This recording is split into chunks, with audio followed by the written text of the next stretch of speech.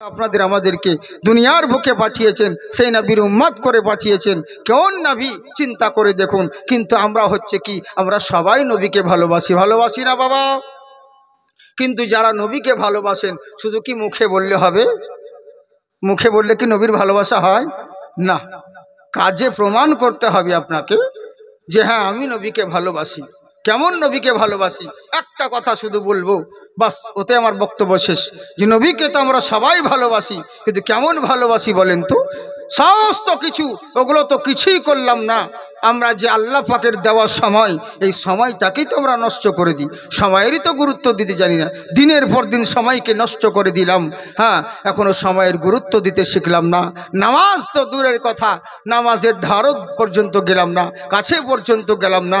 আল্লাহ রসুল সাল্লাল্লাহু তাআলা আলাইহি ওয়াসাল্লাম করলেনটা কি বুঝেছেন? কেমন চিন্তা করুন। আল্লাহ পাক বলেন, যারা তোমরা নবীকে ভালোবাসো, মুখে দাবি করো, শুধু মুখে বলিও না। আল্লাহ রসুল যেটা দিয়েছেন সেটা সাদরে গ্রহণ করো। আল্লাহ রসুল আমাদেরকে কি দিয়েছেন? সুন্দর নামাজ দিয়েছেন। যে উম্মতেরা তোমরা নামাজ আদায় করো, নামাজের মধ্যে সমস্ত খারাপি থেকে তোমরা দূরে থাকবে। কিন্তু আমরা করি কি? সেই জিনিসটা থেকে দূরে থাকি। বুঝেছেন?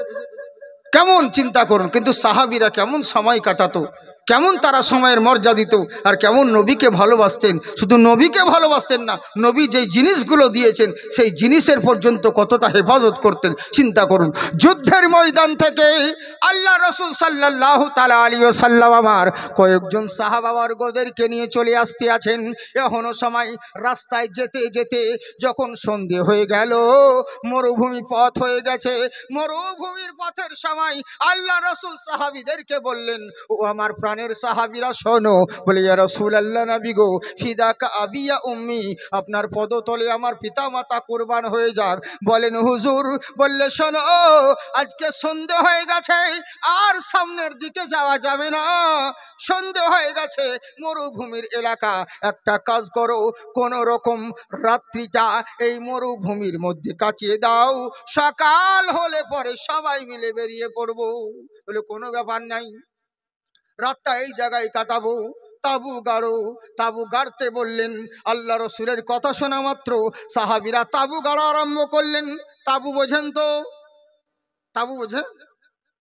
ওই যে তিরপল দিয়ে ছোট্ট একটা পুঁড়ে করে না, টং বা বিভিন্ন রকম, মানে থাকার জন্য একটা ছোট্ট ঘর, ধরুন তিরপল দিয়ে, যেমন কতজন একটা কোনো রকম রাত কাটানোর জন্য একটা, হ্যাঁ, তাম্বুক টানে, তাই বলতে আসে তাবু টাঙাও। এরা খুঁটি বুটি গাড়ে রাত কাটানোর জন্য যেমন তাবু গাড়া হলো। আল্লাহ রসুল সাহাবীদেরকে বললেন, তোমরা এখন আরাম করো। এবার সাহাবাবর্গরা করলেন কি? তাঁবুর ভেতরে ঢুকে গেলেন, আরাম করতে যাবেন। সঙ্গে সঙ্গে নবী আমার দুইজন সাহাবীকে বললেন, একজনের নাম হলো হযরতে আম্মার বিন ইয়াসির, আর আরেকজনের নাম হলো হযরতে আব্বাদ বিন বিশর রাদিয়াল্লাহু তাআলা আনহু। আমার নবী বললেন, শোনো, তোমরা দুজন ঘুমোবে না, কারণ মরুভূমি এলাকা, সবাই ঘুমিয়ে গেলে পরে এখানে কাফের বেঈমানের অত্যাচার হতে পারে, জুলুম নির্যাতন হতে পারে। তোমরা ঘুমোবে না, তোমরা দুজন মিলে পাহারা দিবে। সঙ্গে সঙ্গে নবীর কথা শোনা মাত্র সাহাবী মাথা পেতে দাঁড়িয়ে গেলেন। এ তো সাহাবী, ওহাবী তো নয় যে নবী কথা বলবে, নবীর উপর আবার উল্টো কথা বলবো। কেন বলবো না, কেনই করবো না? ওরা সবাই ঘুমাবে, আমরা ঘুমাবো না, এটা কি হলো নাকি? এই যে যেমন বলে ধরে, হ্যাঁ, এই হচ্ছে ব্যাপার। কিন্তু সাহাবী নবীকে কতটা ভালোবাসতেন চিন্তা করে দেখুন। আল্লাহু আকবার, আল্লাহু আকবার। যেমন দুইজন সাহাবীকে বললেন, তোমরা দাঁড়িয়ে যাও। বলে, ঠিক আছে, আমরা দুজন পাহারা দিব। তাঁবুর ভিতরে সবাই ঘুমোচ্ছেন। এই দুইজন সাহাবী যুক্তি করলো, কি ব্যাপার রে, মরুভূমি এলাকা, এখানে কোনো হিংস্র পশুর অত্যাচার দেখছি না, কোনো কাফের বেঈমানের বিপদের সংকেত দেখছি না। একটা কাজ করলে কেমন হয়? বললে, কি করতে হবে? এক কাজ কর, আমরা কোন রকম দুজন মিলে আল্লাহ রসুল যখন বলেছেন দুজনকেই পাহারা দিতে হবে, তো আমরা দুজন মিলে পাহারা দিব। কিন্তু একটা কাজ করলে কেমন হয়? বলে, বলো। হযরত আম্মার বিন ইয়াসির রাদিয়াল্লাহু তাআলা আনহু বলছেন, এখন আমি ঘুমোচ্ছি, অর্ধেক রাত্রি ঘুমোবো, তুমি পাহারা দিবে, জেগে জেগে বাইরে গার্ড দিবে। অর্ধেক রাত্রি হলে আমাকে উঠিয়ে দিবে, তখন আমি উঠে পাহারা দিব, তুমি তখন ঘুমোবে। কেমন হয় বলো? সাহাবী চিন্তা করলে সত্যি তো রে, তাহলে আমাদের দুটোই কাজ হবে, রাত জেগে পাহারাও দেওয়া হবে, আবার ঘুমোনো হবে। কেমন ভালো হলো না? ভালো যুক্তি, দারুণ। দুজন মিলে তাহলে রাত জাগাও হবে, পাহারা দেওয়া হবে। ঠিক আছে, তাই হলো। এই বলে করলেন কি, হযরতে আম্মার বিন ইয়াসির রাদিয়াল্লাহু আনহুকে বললেন আপনি ঘুমিয়ে যান। তাঁবুর ভিতরে ঘুমিয়ে আছেন। আর এই দিকে হযরতে আব্বাস বিন বিশর রাদিয়াল্লাহু তাআলা আনহু উনি বাইরে দাঁড়িয়ে করলেন কি, ইনি বাইরে দাঁড়িয়ে দাঁড়িয়ে পাহারা দিতে আছে, আসমানের দিকে তাকিয়ে আছে। মরুভূমি এলাকা, অনেকক্ষণ হয়ে গেল, অর্ধেক রাত্রির সময় কেটে যাচ্ছে। আসমানের দিকে তাকিয়ে চিন্তা করে, আমার আল্লাহ বলেছে বান্দারে, প্রত্যেকটা মানুষ খাসারার মধ্যে আছে, প্রত্যেকটা মানুষ ক্ষতিগ্রস্তের মধ্যে আছে। ওয়াল আসরি ইন্নাল ইনসানা লাফি খুসর, জেনে রাখো প্রত্যেকটা মানুষ লোকসানের মধ্যে রয়েছে। বলে কেমন ক্ষতির মধ্যে আছে? কি ক্ষতি? মানুষ বলছে আল্লাহ আমার ছেলের বিয়ে দিতে গিয়ে বিয়ে ভেঙে গেল। আল্লাহ বলেন মন খারাপ করিও না, তোমার কোনো ক্ষতি হয় নাই। আপনার ছেলে চাকরি দিতে গিয়ে চাকরি ক্যান্সেল হয়ে গেল, এই বলে মন খারাপ করছেন। আল্লাহ বলে মন খারাপ করো না, তোমার কিচ্ছু ক্ষতি হয় নাই। তোমার ছেলে রাজমিস্ত্রি কাজ করতে গিয়ে ভাড়া থেকে পড়ে গিয়ে কোমর ভেঙে গেছে, এখন বাড়িতে পড়ে রয়েছে, তাহলে কি ক্ষতি হয়ে গেল? আল্লাহ বলছেন না না না, তোমার কোনো ক্ষতি হয় নাই। অনেক মানুষ প্যারালাইসিস হয়ে বাড়িতে পড়ে আছে, বলছে আল্লাহ আমার বড় ক্ষতি হয়ে গেল। আল্লাহ বলছেন না না না, তোমার কোনো ক্ষতি হয় নাই। কেন না? কিসের ক্ষতি হয় নাই? আল্লাহ বলেন বহু টাকা পয়সা ছিল, সবই বন্যায় ভেসে গেল। আল্লাহ বলছেন মন খারাপ করিও না, তোমার কোনো ক্ষতি হয় নাই।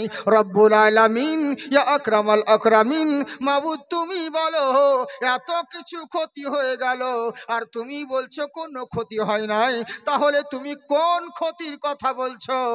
আল্লাহ বলে বান্দারে, ধন দৌলত হারিয়ে গেলে আবার ফেরত পাওয়া যাবে, ইলিম কালাম চলে গেলে পরিশ্রম করলে আবার ফেরত পাওয়া যাবে। যদি মন্দির ভেঙে যায়, মসজিদ ভেঙে যায়, আবার নির্মাণ করা যাবে। সমস্ত কিছু যদি উড়ে যায়, ওগুলোকে পুনরায় রিপেয়ারিং করা যাবে। কিন্তু জেনে রাখো, যেই সময়টা চলে যাবে, হাজারো মাথা ঠুকলে পরে ওই সময় কখনো না মিলবে। কারণ আল্লাহ তোমাকে একটা রিজার্ভ করে সময় দিয়েছে। ধরুন আপনাকে 40 বছর হায়াত দিয়েছে, আজ আমার বয়স হলো 27 বছর, তার মানে আর সামনে কয় বছর টাইম আছে? 13, তাই তো? 13 বছর হায়াত বাকি আছে। ধরুন 40 বছরের কথা বলছি, এই দেখতে দেখতে তো 27 পার করে দিলেন, 30 পার করে দিলেন, 40 পার করে দিলেন। আগামী কাল ধরুন ভাবছেন যেমন করে হোক আজ আমার কোনো রকম সময় বাড়াবো। প্রত্যেকটা জিনিসের রিচার্জ বাড়ানো যায়, সিমের ভ্যালিডিটি বাড়ানো যায়, মানুষের ভ্যালিডিটি কখনো বাড়ানো যায় না। বান্দারে, আজকে যে রাতটা চলে যাবে, মাথা ঠুকলে পরেও এই রাত আর কখনো ফেরত আসবে না। আল্লাহ তোমাকে 100টা রাত দিয়েছে, তার মধ্যে আজকের রাতটা হলো 90টা রাত। তার মানে বুঝে নাও 90 পেরিয়ে গেল, আর সামনে 10টা রাত বাকি আছে। হাজার মাথা ঠুকলেও আর 10টার জায়গায় 11টা করতে পারবে না। তাই জেনে রাখো, সব থেকে বড় ক্ষতিগ্রস্ত হলো তারা যারা দিনের পর দিন সময়কে নষ্ট করে দিল।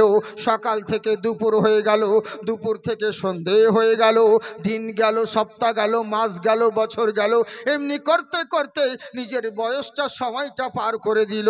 যারা সময়কে নষ্ট করে তারাই হচ্ছে সব থেকে বড় ক্ষতিগ্রস্ত। তাই আমার সাহাবী চিন্তা করে, আল্লাহ এই যে আমাকে নবী বললেন পাহারা দিতে হবে রাত জেগে, এই যে রাত্রি জেগে জেগে পাহারা দিচ্ছি, এখানে কোনো কাফেরের উৎপাত দেখছি না। এই যে রাতটা চলে যাবে, হাজার মাথা ঠুকলে পরেও এই রাতটাকে তো আর কোনো দিন ফেরত পাবো না। যদি কালকে আমার মৃত্যু হয়ে যায়, তাহলে আজকের রাতটা আর কোনো দিন তো ফেরত পাবো না।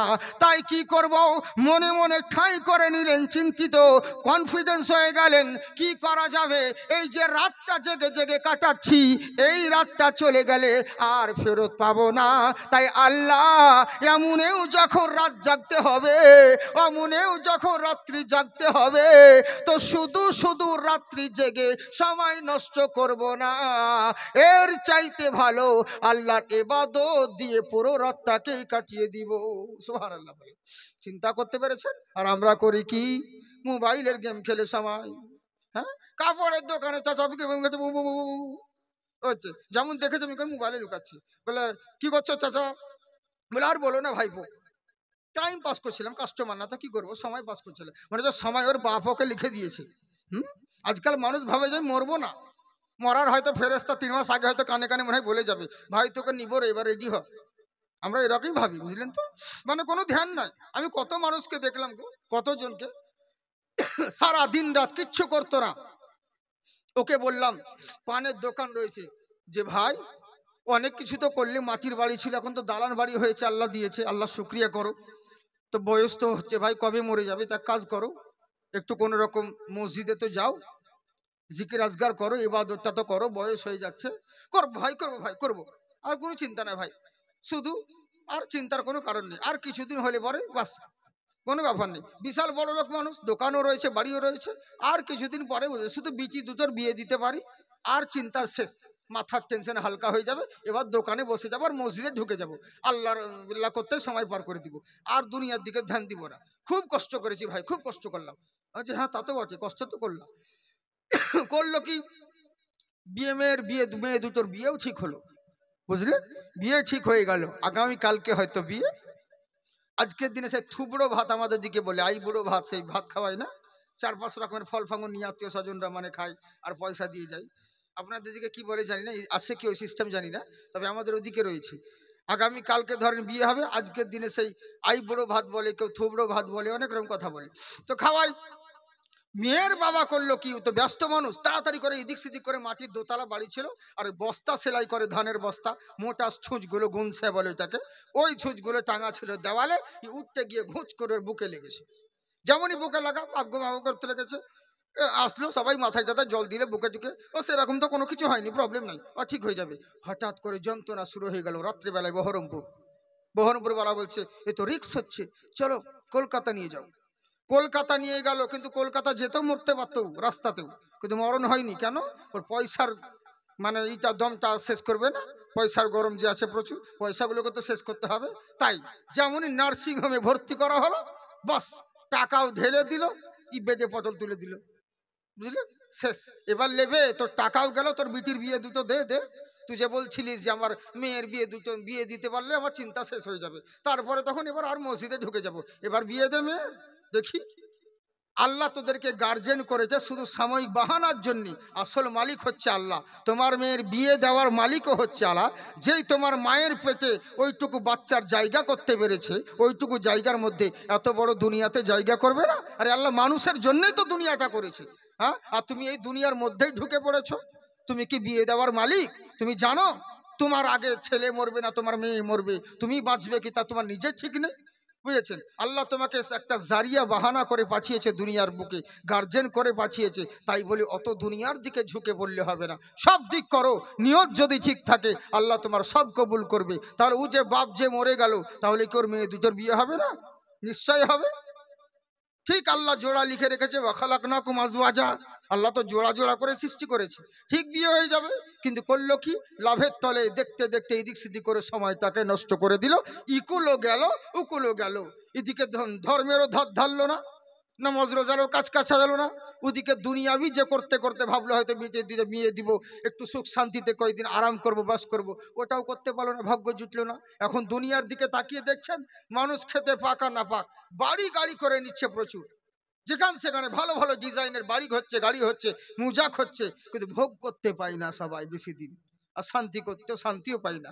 এর পিছনেই সময় কাটিয়ে দিল 30 বছর 40 বছর টাকা ইনকাম করতে করতে, কিন্তু আর সময় কপালে জুটলো না, শান্তিও পাই না, আর ভোগ করতেও বেশি দিন পাই না। ওই দেখতে দেখতেই বিভিন্ন রকম অসুখ এদিক সেদিক করতে করতে পচল তুলে দিল। এইটাই তো হচ্ছে সমস্যা। ইকুলও গেল উকুলও গেল, না এই দিক হলো না ওই দিক হলো, কোনো কিছুই লাভ হলো না। এরই জন্যে বলছি বাবজি, সময়কে কখনো নষ্ট করবেন না, সময়ের গুরুত্ব দিতে শিখেন, নইলে এখানেও পস্তাবেন ওখানেও পস্তাতে হবে। সময় কারোর জন্য থেমে থাকে না, এটা জেনে রাখবেন। আল্লাহ আপনাকে 24 ঘন্টা সময় দিয়েছেন, কত সেকেন্ড কত মিনিট দুনিয়ার কাছে কাটিয়েছেন, আর কত সেকেন্ড ভালো আল্লাহর কাছে কাটিয়েছেন, প্রত্যেকটা সেকেন্ডের আপনাকে হিসাব দিতে হবে সেই দিন। আজকে কিছু লাগবে না, বিল লাগবে না, কিন্তু আল্লাহর দরবারে হিসাব দিতে হবে। ছেলে খেলামও পেয়েছেন, বিনা মানুষ বিনা স্বার্থে এক পা চড়ে না। একটা বক্তা আপনার স্টেজে বিনা স্বার্থে আসে না, ক্যামেরাম্যানরা বিনা স্বার্থে আসে না। আপনারা এখানে বসে আছেন, আপনাদেরও একটা স্বার্থ আছে। জলসা শুনবো, কে এই শুনবো ওই শুনবো, বক্সওয়ালা এসেছে তারও একটা স্বার্থ আছে। বিনা স্বার্থে বিনা উদ্দেশ্যে কেউ কোনো কাজ করে না। এত বড় দুনিয়া সৃষ্টি করেছেন আল্লাহ, আপনাদের আমাদেরকে সৃষ্টি করেছেন, আল্লাহর কোনো উদ্দেশ্য নাই ছেলে খালাম করার লেগে দুনিয়া পাঠিয়েছে না। আল্লাহরও একটা উদ্দেশ্য রয়েছে, সেইটার জিনিসের নাম হলো ইবাদত। ইবাদত করতে হবে আপনাকে, সব করুন। পানি যেমন নৌকা, পানি না হলে চলতে পারে না, ডাঙায় কখনো নৌকা চলে না, ওকে পানি লাগবে। এই দুনিয়াতে থাকতে গেলে টাকা পয়সা ধন দৌলত বাড়ি গাড়ি দরকার আছে, কিন্তু হ্যাঁ, যতক্ষণ পর্যন্ত আপনি নিরাপদ, যতক্ষণ পর্যন্ত দুনিয়া আপনার বাইরে আছে, যেদিন দুনিয়াকে আপনার ভেতরে জায়গা দিয়ে দিবেন সেদিন আপনি বরবাদ হয়ে যাবেন। কারণ নৌকার পানি যতক্ষণ বাইরে থাকবে ততক্ষণ নৌকা নিরাপদ, যখন নৌকার ভিতরে পানি ঢুকতে লাগবে তখন কিন্তু আর গন্তব্যস্থলে পৌঁছানো যাবে না। তো দুনিয়াতে থাকতে গেলে সব কিছুরই দরকার আছে, কিন্তু এই দুনিয়াকে বাইরে জায়গা দিতে হবে, অন্তরে শুধু আল্লাহ আর আল্লাহ রসুল থাকবে। আর যেদিন দুনিয়াকে আল্লাহ রসুল বাদ দিয়ে দুনিয়ার মূল্যকে জায়গা দিয়ে দিবেন সেদিন আপনি বরবাদ হয়ে যাবেন। বুঝতে পারলেন? সময়ের গুরুত্ব দিতে শিখেন।